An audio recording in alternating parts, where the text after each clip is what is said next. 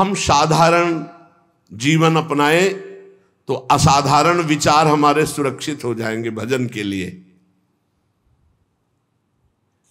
यह तो सच्ची बात है। विलासिता का स्वयं का जीवन नहीं होना चाहिए। हमारे पास जो सुख सामग्री वो दूसरों के लिए है, अपने लिए जिससे कम खर्चे से काम चल जाए वैसे चलाना चाहिए। अपना जीवन बहुत ही सात्विक होना चाहिए। हम टूटी से उतना ही जल लेते हैं जितनी आवश्यकता होती है, उतने ही बिजली चलाना जितनी आवश्यकता। नहीं तो बल्ब बंद करके अगर प्रकाश से काम चल रहा है बाहरी तो बल्ब नहीं जलाना है। अगर पंखे से काम चल रहा है तो कमरे में फिर हमको एसी नहीं चलाना। अगर बिना पंखे एसी के घंटा 2 घंटा कट रहा है तो हम वैसे, जितना आप कम खर्चे का जीवन उतना ही आपका भजन उत्तम बढ़ेगा। आप ये मत सोचो कि तुम मेरी संपत्ति में जितना चाहूं महंगे से महंगा प्रयोग कर सकता हूं। नहीं, सब संपत्ति रघुपति के आई, श्री जी के आए। एक आदमी 5,000 रुपए में एक बार अपना खान पान व्यवहार करता है और उसी 5,000 रुपए से 50 आदमियों को कुछ कुछ पवाया जा सकता है। जब हमारा काम जमीन में सोने से चल सकता है तो पलंग की क्या जरूरत है। चलो भाई, पलंग में जब हमारा एक चद्दर बिछा के काम चल सकता है तो डनलप के गद्दे की जरूरत क्या है। भगवत मार्ग के हम प्रतीक है। महापुरुषों के वचन, साधारण से साधारण पहले जीवन जीना सीखो। एक कुशासन और मार्किन के सिवा कोई नहीं बिछाए थे। एक कुशासन, कुश का आसन, उसके ऊपर मार्किन। साधारण तौर तरीके, अगर असाधारण भजन करना है तो हमारी बात मान लो। जितना रजोगुण बनवाओगे, जितना रजोगुण एकत्रित करोगे, उतने ही तुम्हारे भजन में बाधक होगी। मरोगे तो है, शरीर भी नष्ट होगा तुम्हारा और मकान भी दूसरे के हाथ लगेगा। काहे को समय बर्बाद कर रहे हो। अगर साधारण जीवन व्यतीत करते तो रोना आता, प्रभु मुझ गरीब मुझ दीन पर कृपा कर दो। भगवान की प्राप्ति के लिए जबरदस्ती अपने राज्य को अपने पुत्र को दे करके महाराज मनु हरिताप गवन बन की ना, आप वृंदावन आए हो, बहुत दैन्यता से जियो। आपके पास अर्थ है, भूखे प्यासे ऐसे लोगों को पवाओ, दूसरों की सेवा में लगाओ। संत सेवा, भगवंत सेवा, श्री जी को सुंदर सुंदर पोशाक, श्री जी को भोग लगा के बांट देना। उत्तम भोग लगाए मोर मरकट को सेव। अपने लिए बहुत साधारण, साधारण मार्किन, साधारण कपड़ा ओढ़ ले, साधारण से जीवन, तभी असाधारण भजन होगा। जितना आप अधिक खर्च करेंगे अपने शरीर के ऊपर, साधक बहुत ध्यान से सुने, चाहे गृहस्थ हो चाहे, आपका पैसा नहीं है, वो भगवान का है। आप उचित अपने ऊपर खर्चा करें, परिवार के सुख में लगावें, संसार के सुख में लगावें, गौ सेवा, संत सेवा, भगवत सेवा, अन्य अन्य में। अपने जीवन में बहुत कम खर्चा। आप अपने समय को अधिक से अधिक बचाकर भजन में लगाएं। यदि आपके पास बहुत अच्छी धन राशि आ चुकी है तो आपको अब ज्यादा जरूरत नहीं है, तो आप उसे लोक सेवा, भगवत सेवा में लगाते हुए हर समय भजन में लगिए। ज्यादा फैलाओ मत फैलाइए। सच्ची कहते, बहुत सावधानी की जरूरत, बहुत सावधानी। अरे चाहे आप जितना 3.5 हाथ का शरीर तुम्हारे हाथ से, उसको किसी एक कोने में पड़े रहना है। मार केवल बवाल रचे हो, अहंकार पुष्टता, मार रजोगुण की पुष्टता। हाँ, इस दरवाजा इसका आना चाहिए अमुक प्रदेश से, तो खिड़की इसकी अमुक प्रदेश की होनी चाहिए, तो लिफ्ट अमुक कंपनी की होनी चाहिए, वस्तु अमुक कंपनी। बड़ा दिमाग किसी में, मर गए कंपनी सब लगाए। ऐसे बड़े बड़े भवन बने हुए, महल बने हुए, कबूतर हग रहे, रहने वाला कोई नहीं। पुरानी बिल्डिंगें देखो जो राजा महाराजाओं की, तुम्हारी को क्या। ये प्रमादी स्वभाव हटाइए। भजन के बहाने सुख भोगने की आदत छोड़िए तो परमात्मा प्राप्ति जल्दी हो जाए। डट करके सब झंझटों से निपट करके भजन करो। जीवन को प्रमाद से बचाकर प्रयत्न में स्थित करो। शब्द देख लो, शब्द ही है। प्रमाद से हटाओ और प्रयत्न में लगाओ। इतने माला भजन, इतना पाठ, इतना जाकर के राधा केल कुंज में करना, इतना एकांत में पाठ करना, ऐसे ऐसे अपनी दिनचर्या इतनी फिट कि उसको तोड़ना नहीं किसी भी स्थिति में। परमात्मा को भुला देने वाले सामग्री विषयों इन सबको हटा दो। अभी लगन नहीं लगी, इसलिए जहां तुम्हारा वास है वहां कोई भी ज्यादा भगवत विमुख करने वाली वस्तुएं अच्छी नहीं होनी चाहिए, बात ध्यान रख लो। जहां वास कर रहे हैं पूरे में राधा राधा राधा राधा राधा राधा राधा, गुरुदेव राधा वल्लभ, गुरुदेव राधा वल्लभ, जहां दृष्टि उनकी पोशाक, उनकी माला, उनके बस एक आसन शयन के लिए, एक आसन बैठने के लिए, बस। आधुनिकता का जितना दर्शन होगा रजोगुण बढ़ेगा, भजन हटेगा, मान लीजिए। बहुत सावधान रहिए। वृंदावन है, वृंदावन की थोड़ा तो रहनी रखो। राधा राधा राधा राधा, यार कभी ऐसा भी करो ना कि एक टाट बिछा के सो, हाथ की तकिया, रज के पात्र रखे हुए कमरे में, उसमें भोजन प्रसाद पाया, टाट बिछा हुआ है, हाथ की तकिया में सो गए, नहा लिया, अपनी दिनचर्या में कुछ खर्चा नहीं, एक छोटे से पंखे से काम चला ले। अगर आजकल इतनी बिल्डिंगें बन रही कि वायु बाहर की नहीं मिल रही, शरीर को जैसे रखो वैसे रहेगा। शरीर को जैसे रखो, वर्षों कभी बिजली नहीं रखी यही हित धाम में कटवा के, जैसे रखो। थोड़ी देर पसीना पसीना, जितनी नींद आनी आनी, उठ के बैठ गए, फिर मंत्र जो हम कोई सोने के लिए है। नींद को जितना ना आ जाए ना ना ना, राधा राधा आज नहीं आई तो कल आ जाएगी, कल नहीं तो परसों आ जाएगी। भजन तो हमारा हो रहा है। भगवान का आश्रय समस्त शक्तियों को जागृत कर देता है, भोगों का आश्रय समस्त शक्तियों को ढक देता है। इस बात को समझिए। बहुत दुर्भाग्य है जो हमें सुविधा अच्छी लगे, बहुत दुर्भाग्य है, सच्ची मानिए। अंदर की स्थिति को तुम नहीं जानोगे, बाहर की बातें देखते हो। बड़ा दुर्भाग्य है जब सुविधा में भजन किया जाए, बड़ा सौभाग्य है जब असुविधा में भजन होता है।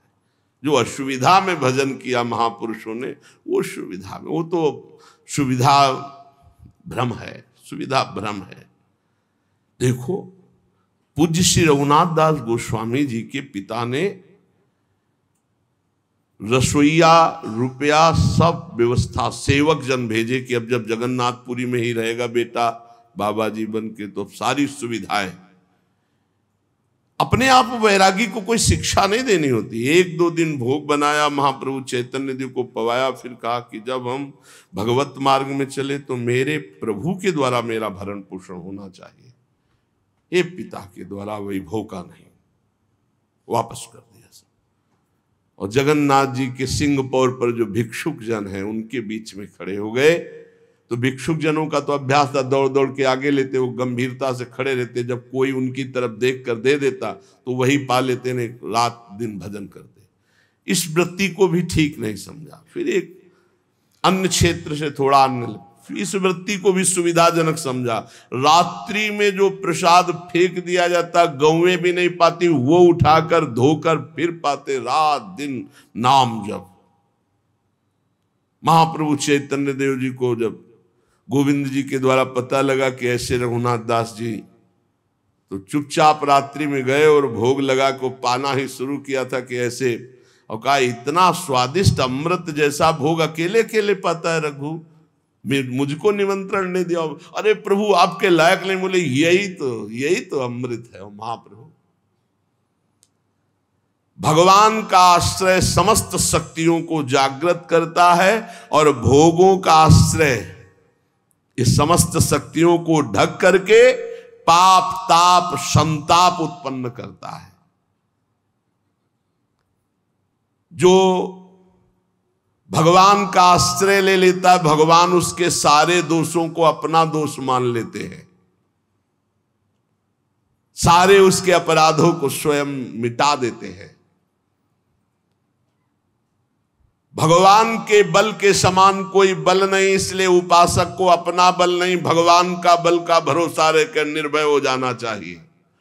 थोड़ी रहनी सुधार लो, प्रभु थोड़ी रहनी सुधार लो, थोड़ा साधारण जीवन जियो तो असाधारण भजन होने लगे। ये सब ठीक नहीं। बाहर सच्ची कहते हैं कि दुर्भाग्य समझो जो सुविधाजनक जीवन जीकर भजन करना चाहते हैं, जो साफ सुविधाओं को ठुकरा करके, साफ वैभव है लेकिन बहुत अकिंचन जीवन जीते हैं, बलिहारी उनके जीवन की। भगवान जितनी रचना रचे उसका प्रतिक्षण परिवर्तन हो रहा है और नाश की तरफ जा रही है। शरीर से लेकर जो भी आप देख रहे हो, गो गोचर जहां लघु मनुजाई, सबका परिवर्तन हो रहा है, सब नाश की तरफ जा रहा है। ये क्षण ध्वंसी है, किसी भी क्षण में नष्ट हो सकता है। जो तुम देख रहे हो सब, यहां का मिलना संतोषजनक नहीं है। यहां व्यक्ति मिल जाना, वस्तु मिल जाना, स्थान मिल जाना, या कोई संतोषजनक नहीं, क्षणिक है, दुखद है। श्री भगवान पर विश्वास करके सर्व प्रकार से उनके ऊपर निर्भर होकर जो भजन करता है वो मंगल को प्राप्त होता है। क्षणभंगुर शरीर का क्या पता कब नाश हो जाए। भगवान की इच्छा से जो कुछ है उसी में संतुष्ट रहो। जो तुम्हारे पास है वो दूसरों की धरोहर है, तुम्हारी नहीं है। तुम कम से कम खर्चे में जीवन व्यतीत करो। इस नाट्यशाला में, जगत नाट्यशाला में भगवान के खेल को, सृजन पालन संहार, 3 खेल के रहस्य को जान करके खूब नाम जप करो। पता नहीं कल किसका आए कि ना आए। भगवान बहुत समीप हैं हमारे, उनसे अधिक समीप अन्य कोई भी नहीं है। उनका जितना चिंतन करोगे, उन्हें जितना अपने समीप देखोगे, उतना ही तुम परम सुखी होने लगोगे और भगवान तुम्हें दिखाई देने लगेंगे कि नजदीक है।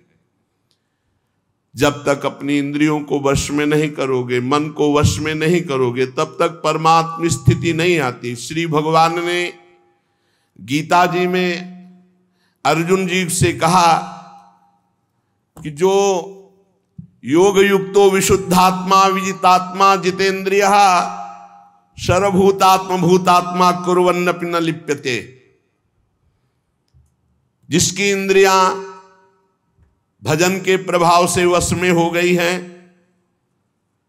जिसका अंतःकरण मन बुद्धि चित्त अहंकार निर्मल हो गया है, जिसका शरीर पवित्र हो गया है, साधन करते करते शरीर वश में, इंद्रिया वश में, मन वश में, बुद्धि वश में, चित्त वश में, अहम वश में, संपूर्ण प्राणियों के आत्मस्वरूप भाव में जो स्थित है, अब उसको कोई कर्म नहीं बांध सकता। नहीं, हर कर्म जीव को बांधता है। जिसकी इंद्रियां वश में है, जिसका मन वश में है, जिसका शरीर पवित्र हो चुका है, निष्पाप, वो पुरुष कुछ भी जो कर रहा है कभी वो पाप को प्राप्त नहीं होगा। कोई भी कर्म उसे बांध नहीं सकता। इसी को तो जीवन मुक्तता कहते हैं, परम आनंद।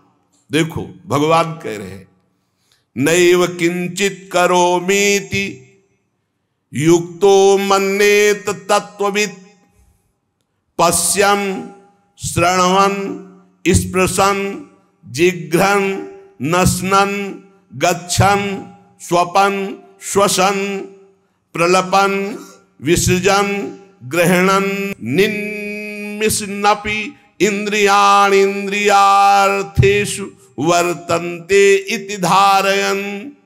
हे अर्जुन, जो तत्व को जानने वाला पुरुष है, संयमी पुरुष है, जिसने अपनी इंद्रियों पर विजय प्राप्त कर ली, मन पर विजय प्राप्त कर लिया है, जो सब जगह अपनी आत्मा को देखता है, नैव किंचित करोमीति युक्तो मन्येत तत्त्ववित्। वो तत्व को जानने वाला सांख्य योगी किंचन मात्र कुछ नहीं करता है और सब कुछ करता है। पश्यन देखता हुआ, श्रवण सुनता हुआ, स्पृशन छूता हुआ, जिघ्रन सूंघता हुआ, असनन खाता हुआ, गच्छन चलता हुआ, ग्रहणन ग्रहण करता हुआ, प्रलपन बोलता हुआ, विसर्जन मलमूत्र का त्याग करता हुआ, स्वपन सोता हुआ, श्वसन श्वास लेता हुआ, उन्मिशन आंख खोलता हुआ, निमिशन मूंदता हुआ, इंद्रियाणि इंद्रियार्थेषु वर्तन्ते इति धारयन्।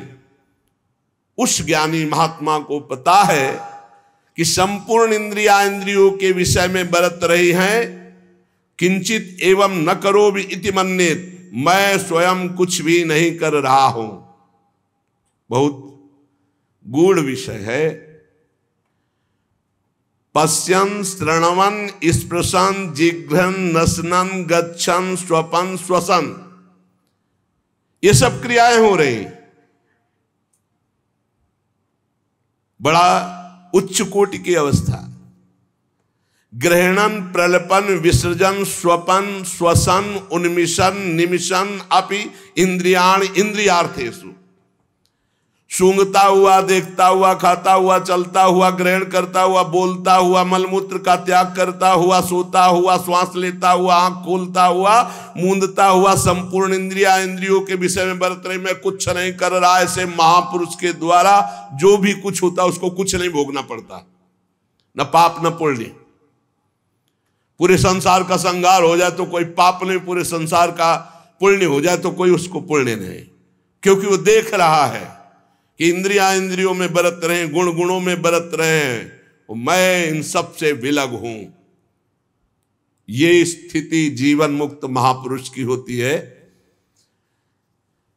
जहां शरीर और इंद्रिय मन बुद्धि बदलते रहते हैं, पर हम उनको देखते रहते हैं, हम नहीं बदलते। शरीर बदला, बाल्यावस्था, जवानी, बुढ़ापा, लेकिन हम वही हैं जो देखने वाले हैं।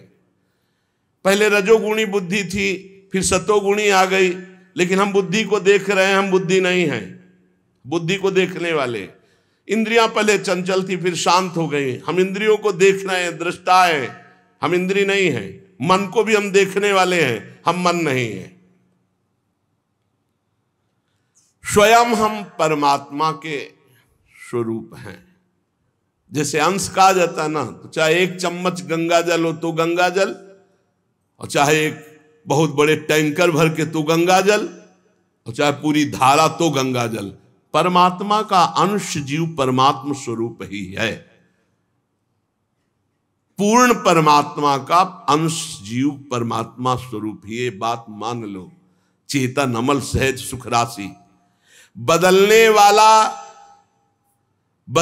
वाले के साथ एक है। संसार बदलने वाला, इंद्रियां बदलने वाली, शरीर बदलने वाला, बुद्धि बदलने वाली, मन बदलने वाला, चित्त बदलने वाला, अहंकार बदलने वाला, लेकिन जो मैं था वही मैं हूं, वही मैं रहूंगा। जिसको ये ज्ञान होता है वो सब कार्य करता हुआ कभी बंधता नहीं है। आप कभी बदलने वाला नहीं है, आप स्पष्ट देख लीजिए, आप कभी बदला नहीं, वो ज्यों का त्यों रहता है। जब आप अपने आप को भूलकर बदलने वाला मान लेते हैं तो आपको जन्म मरण ये होगा, फिर आपको हर कर्म का फल मिलेगा, क्योंकि आप भोक्ता और कर्ता भाव स्वीकार किया। अगर स्वीकार ना करे तो कुछ भी उसको दंड नहीं मिलेगा, किसी भी तरह उसे नहीं भोगना पड़ेगा। यह बात तुम केवल दृढ़ता से मान लो, मानने से ही तुम्हारी मुक्ति हो जाएगी, मानने से ही तुम जान जाओगे, अनुभव हो जाएगा। केवल मेरी बात मान लो। तत्व प्राप्ति किसी साधना से नहीं होती, मानने से होती है। चाहे ध्यान से सुनिए, चाहे वो कैसा हो, कोई अधिकारी हो या अनाधिकारी, अंतःकरण शुद्ध हो या अशुद्ध, इससे कोई मतलब नहीं, क्योंकि ये तुम हो ही नहीं। और इससे बड़ा कोई ज्ञान से पवित्र कोई तीर्थ नहीं है। अगर तुम भगवत प्राप्ति चाहते हो, तुम्हें भगवत प्राप्ति की लगन है, तो इस बात को समझो, शरीर संसार ये तुम नहीं हो, ये तुमसे अलग है। ऐसा अनुभव होता है। जबान चराना, नेत्र चराना और इंद्रियों की गुलामी में घूम रहे, इसीलिए समझ में नहीं आ रहा। ये बहुत बढ़िया बात है।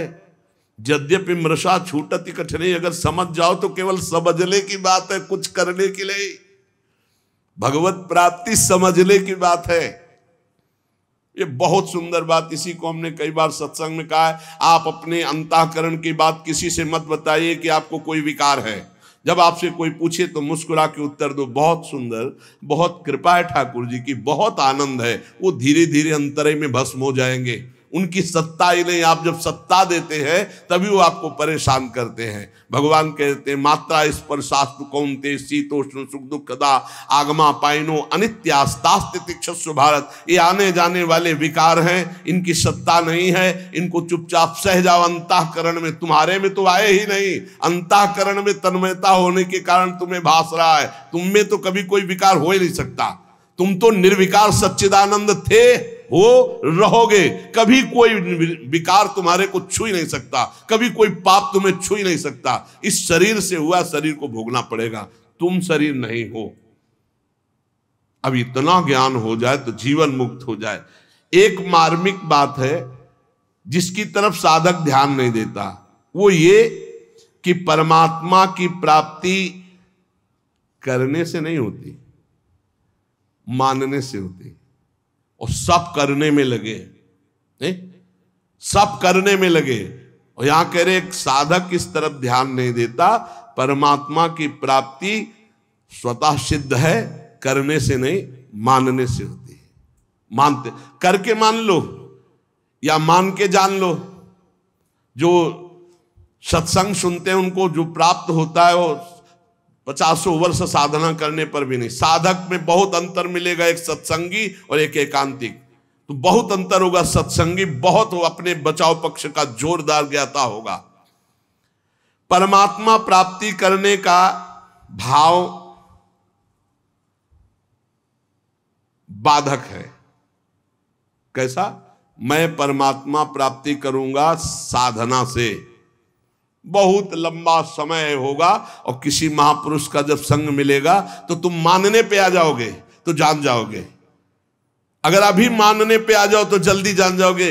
हम लोगों के दिमाग में बैठा है कि 10-20 वर्ष कम से कम भजन करेंगे तब अंतःकरण पवित्र होगा, तब हम कुछ जान पाएंगे। तो पक्का 10-20 वर्ष भजन करना पड़ेगा।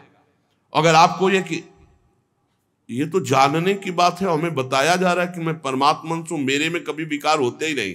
तो जब अंतःकरण विकार युक्त है तो दृष्टा भाव से देख रहा, मेरे में तो विकार है नहीं, मैं तो सुना हूं निर्विकार हूं, बहुत शांति मिलेगी।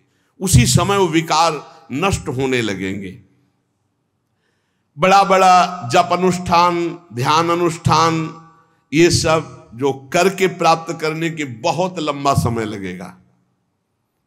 करने से कर्तृत्व भाव पुष्ट होता है, कर्तृत्व भाव आने से व्यक्तित्व भाव होता है, और व्यक्तित्व में ही सारे प्रकृति के विकार जुड़े हुए हैं, उसी में फिर वो रच पच जाता है। बड़ा सूक्ष्म विषय, चूंकि ये पूर्व का है इसलिए बहुत आनंददायक है।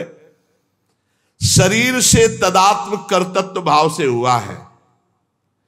निर्लिप्तता का अनुभव करना ही है, चाहे जिस मार्ग से करो, कर्म योग से, भक्ति योग से, ज्ञान योग से। इसलिए क्रिया की मुख्यता साधक में रहती है भगवत प्राप्ति का। तो आप बोलो क्या करूं? क्रिया की मुख्यता रहती है। आप बोलो मैं क्या करूं? मैं ये करता हूं, मैं ये करता हूं, मैं इतना पाठ करता हूं, मैं ये करता हूं, ये करता हूं। किसको लेके बोल रहे हो?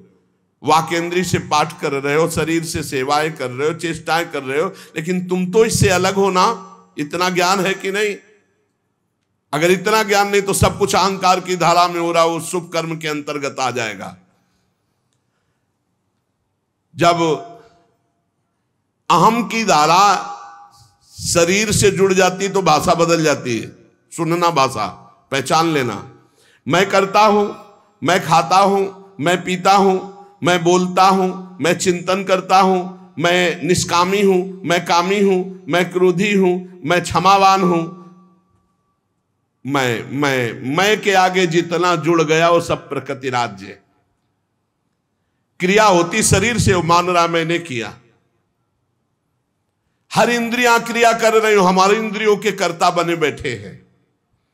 काम क्रोध आ रहे हैं, अंतःकरण में मान रहे हैं हम अपने में। इसीलिए जीवन मुक्त होना कठिन कहा गया है, क्योंकि सोचते कुछ करके जीवन मुक्त होंगे। जो करोगे जीवन मुक्तता जो है उसी को ढकने वाली बन जाएगी। इसलिए महापुरुष अकर्ता होते हैं, अचाह होते हैं, पूर्ण काम होते हैं। बोले साधना करते करते हो गए, नहीं, हमारा स्वरूप ही पूर्ण काम है, सिद्ध है। चाहे अभी मान लो, चाहे 50 वर्ष साधना करने के बाद मान लेना। नैव तस्य कृतेदार्थो ना कृते नेह कश्चन। वास्तव में स्वयं में कभी कोई क्रिया होती नहीं, और शरीर बिना क्रिया के रह नहीं सकता। जब स्वयं निर्लेप रहता है तो शरीर से पवित्र आचरण होते, पापाचरण नहीं। चुप हो जा, क्या कह रहे, सबसे बड़ी साधना है चुप हो जा। अलग देखो अपने आप को, शरीर से, इंद्रियों से, अंतःकरण से। चुप हो जाओ, तुम करता नहीं हो। परंतु गलती यही होती कि चुप नहीं रह पाते, शांत नहीं रह पाते, सत्ता का अनुभव नहीं कर पाते। बस क्रियाओं में हम फंस गए हैं, स्वयं में कोई क्रिया नहीं है। इसीलिए भगवान कहते हैं वो महापुरुष जो स्वयं को जान गया, वो पश्यन, श्रणवन, स्पृशन, जिघ्रन, असनन, गच्छन, ग्रहणन, प्रलपन, विसर्जन, स्वपन, श्वसन, उन्मिशन, निमिशन अपि इंद्रियाण इंद्रियार्थेषु। देख लो, देखता हुआ किससे देखता है, कौन देख रहा है? बोले नेत्रेंद्री देख रही है। किसको देख रही? अपनी प्रकृति को ही। प्रकृति के बने हुए नेत्र प्रकृति को देख रहे हैं। आप इसके दृष्टा हैं, किसके? नेत्रेंद्री के। आप नहीं देख रहे, देखने का काम नेत्रेंद्री है। आप देख लीजिए, नेत्रेंद्री बंद हो गई, अब बताओ सामने कौन बैठा हुआ है? आप नहीं देख रहे, नेत्रेंद्री देख रही। तो देखता हुआ भी मैं नहीं देख रहा हूं, देखता हुआ भी मैं नहीं देख रहा हूं, क्योंकि मैं नहीं देख रहा हूं, नेत्रेंद्री देख रही है। सुनना काम किसका है? श्रवणेंद्री का। अगर श्रवणेंद्री को अभी बंद कर दिया जाए तो आपको बाहर खूब बातें हो रही नहीं सुनाई देंगी, आप नहीं सुन सकते, क्योंकि सुनने का काम श्रवणेंद्री का है। तो मैंने नहीं सुना, श्रवणेंद्री सुना, मैं उसका दृष्टा हूं, साक्षी हूं। छूने का काम स्पर्शन त्वगेंद्री से, त्वगेंद्री के बिना स्पर्श का अनुभव नहीं होता। जिघ्रन, सूंघने का काम घ्राणेंद्री। असनन, खाने का स्वाद लेने का काम रसेंद्री। गच्छन, चलने का काम कर्मेंद्रियों में चरण। ग्रहण करने का काम हस्तेंद्री। प्रलपन, बोलने का काम वाकेंद्री। मलमूत्र त्याग करने का गुदाएंद्री। स्वपन, सो रहा है, श्वास ले रहा है, आंख खोल रहा है, मूंद रहा है, संपूर्ण इंद्रियां सब इंद्रियों में बरत रहे। इसको मैं जानने वाला हूं, लेकिन मैं देखता, सुनता, खाता, पीता नहीं हूं। खाने पीने का काम प्राणों का है, प्राण पोषण। मैं प्राण थोड़ी हूं, मैं तो आत्म तत्व हूं, भगवत स्वरूप, ईश्वर का अंश हूं। ये ज्ञान जिसको हो गया तो कह रहे किंचन मात्र कभी कोई उसके ऊपर बंधन नहीं रहता, सिद्ध महापुरुष के ऊपर कोई। इसीलिए सुधानिधि में भी ये लिखा है कि जो महापुरुष राधा वल्लभ लाल के रहस्य मार्ग में प्रविष्ट हो चुका है, देहातीत भाव, अब वो चाहे विषय ग्रहण करे या त्याग कर दे, बहिर्मुख पुरुषों के पास बैठे हो, एकांत बैठे हो, कैसी भी स्थिति में रहे, उसे कोई नहीं फंसा सकता। विषयान ग्रहणंतु मुंचंतु वा कैर्वा भाव रहस्य पारंगमति श्री राधिका प्रेसा, ये एक स्थिति है। नैव किंचित करोमि, इसका तात्पर्य नहीं है कि वर्तमान में वो कुछ शरीर से उसकी क्रिया नहीं, शरीर से क्रिया हो रही पर कर्तृत्व भाव नहीं, कर्ता भाव नहीं। इसको बहुत सरल ढंग में निपटा सकते हो अपने लोग। कर्तृत्व भाव भी है, मैं कर रहा हूं लेकिन प्रभु के लिए कर रहा हूं, प्रभु को समर्पित कर दिया। जो गति इसकी होगी ज्ञानी की, वही गति भक्त की होगी। सरलता पूर्वक समझ लीजिए, अहंकार को बिना समर्पित किए काम बनने वाला नहीं, चाहे ज्ञान से, चाहे कर्मयोग से, चाहे भक्ति योग से। ये जो कर्ता और भोक्ता भाव है, यही हमें भगवत प्राप्ति नहीं होने दे रहा। अगर ये बात समझ में आ रही हो, थोड़ा पवित्र बुद्धि हो गई हो, तो आप देख लो। अगर नहीं समझ में आए तो बिल्कुल सरल बात है, भगवान इसी की प्राप्ति के लिए कहते यत करोषि, जो तुम कर रहे हो मेरे को समर्पित कर दो। क्योंकि अपने लोगों का शरीर भाव दृढ़ है, कर्ता भाव दृढ़ है, तो अब हमारा कल्याण कैसे हो? तो जो हम कर रहे हैं वो प्रभु के लिए कर रहे हैं। हर समय नाम जप करो, सारे कर्म प्रभु को समर्पित कर दो। अहंकार वो घसीट लेंगे, जीवन मुक्त वो बना देंगे। एक बनाना हो तो भगवान कृपा करके जीवन मुक्ति जना देते हैं, और एक होता प्रयास करना। प्रयास से तो कोटि कल्प लग सकते हैं, और एक क्षण में वो अपनी स्थिति प्रदान कर सकते हैं। इसलिए प्रभु का नाम जप करो, प्रभु के आश्रित रहो, सारे कर्म प्रभु को समर्पित करो। और बीच बीच में इतना बात समझ लीजिए कि आप भगवान के हैं, ये शरीर प्रकृति का है, ये प्रकृति का शरीर प्रकृति में ही मिल जाएगा, आपके साथ नहीं रहेगा। और आपके साथ जो भगवान है वो सदैव थे, हैं और रहेंगे। यही अनुभव करना भगवत प्राप्ति।